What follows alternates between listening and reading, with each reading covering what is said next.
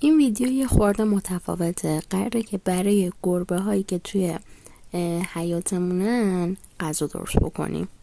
داستان از این قراره. حدود یه هفته پیش یه مامان گربه 5 تا از بچه‌هاش که تازه به دنیاشون آورده بود و آورد توی حیات ما بزرگشون کنم. بعد من انقدر حس خوبی گرفتم، از اون روز هر روز دارم بهشون غذا میدم و تصمیم گرفتم بالاخره یه جوری براشون یه غذای خیلی کامل و اینا درست بکنم که چند روز بمونه، هر روز مجبور نشم غذا درست بکنم. همینجور که داریم میبینین برنج دارم درست میکنم، با البته به کمک مامانم دمشگرم، با نخود و ذرت آبپز و مرغ. آب مرغم توی برنج ریختم که با روغن نپزم که براشون ضرر داشته باشه. بعدم مرغ رو ریش کردیم، روش ریختیم و دادیم به پیشیا. همین دیگه. دوستتون دارم. بای بای.